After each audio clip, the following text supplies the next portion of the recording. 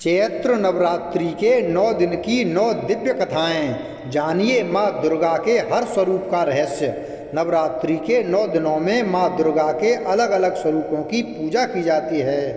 पहले दिन माँ शैलपुत्री, दूसरे दिन माँ ब्रह्मचारिणी, तीसरे दिन माँ चंद्रघंटा, चौथे दिन माँ कुष्मांडा, पांचवें दिन माँ स्कंदमाता, छठे दिन माँ कात्यायनी, सातवें दिन माँ कालरात्रि, आठवें दिन माँ महागौरी और नौवें दिन माँ सिद्धिदात्री की पूजा की जाती है। नवरात्रि का हर दिन पावन, महत्वपूर्ण और आस्था से भरा हुआ है। नवरात्रि के 9 दिनों में जिस प्रकार माँ दुर्गा के अलग अलग 9 स्वरूपों की पूजा का महत्व है, उसी प्रकार अलग अलग स्वरूपों से जुड़ी पौराणिक कथा भी हैं। इन कथाओं से माँ दुर्गा के स्वरूपों का अद्भुत रहस्य मिलता है। आइए जानते हैं नवरात्रि के 9 दिनों की 9 पौराणिक कथाएं। माँ शैलपुत्री कथा।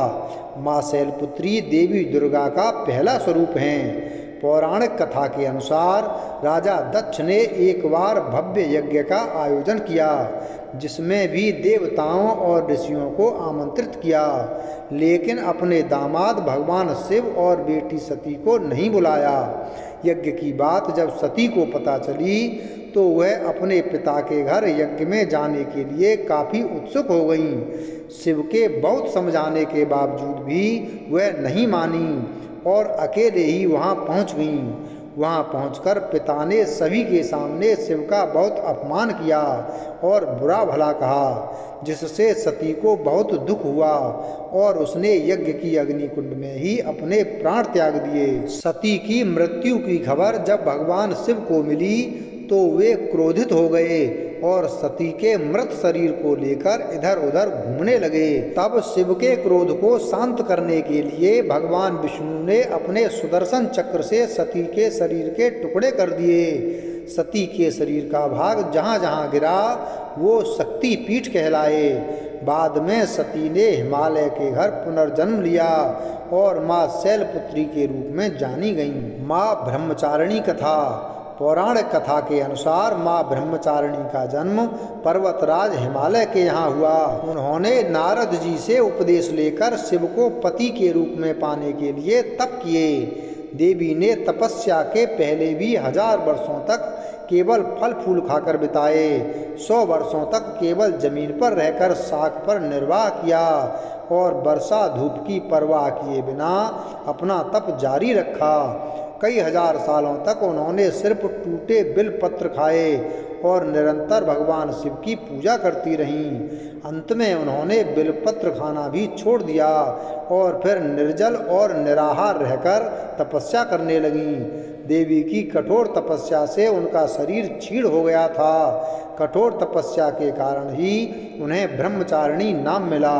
देवी की कठोर तपस्या से देख ऋषि मुनि और सिद्धगणों ने उन्हें कहा कि आपको तपस्या का फल अवश्य मिलेगा। माँ चंद्रघंटा कथा।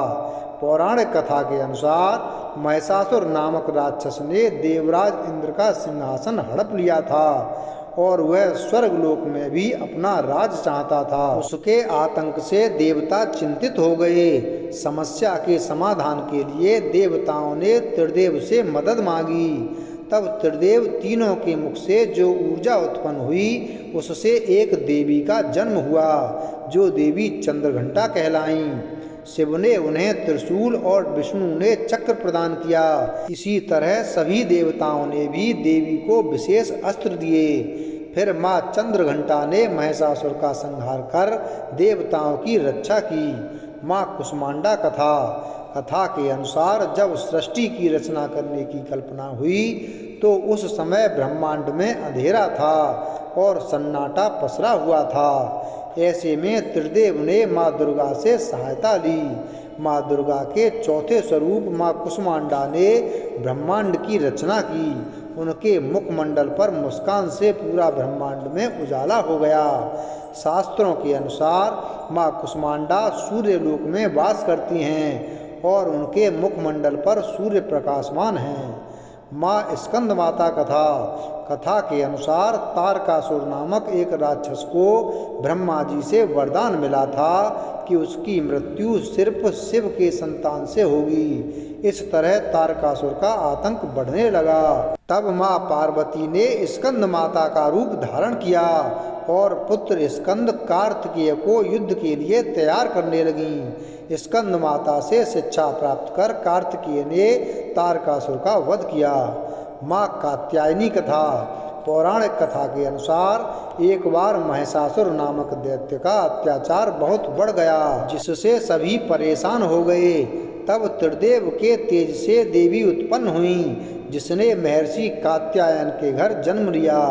उसका नाम कात्यायनी पड़ा। माँ कात्यायनी ने 10वीं तिथि पर महिषासुर का वध किया, इसलिए इन्हें महिषासुर मर्दिनी कहा जाता है। माँ कालरात्रि कथा। कथा के अनुसार माँ कालरात्रि ने शुंभ निशुंभ और रक्तबीज नामक राक्षस का वध कर देवी देवताओं और मानवों की रक्षा की और संसार को भय मुक्त किया। यह देवी का रूप अत्यंत उग्र और शक्तिशाली है। माँ महागौरी की कथा। कथा के अनुसार भगवान शिव को पति के रूप में पाने के लिए देवी ने कठोर तपस्या की, जिस कारण उनका शरीर काला पड़ गया था। लेकिन भगवान शिव ने गंगा जल से उन्हें स्नान कराया, जिससे उनका शरीर अत्यंत गौरवर्ण का हो गया।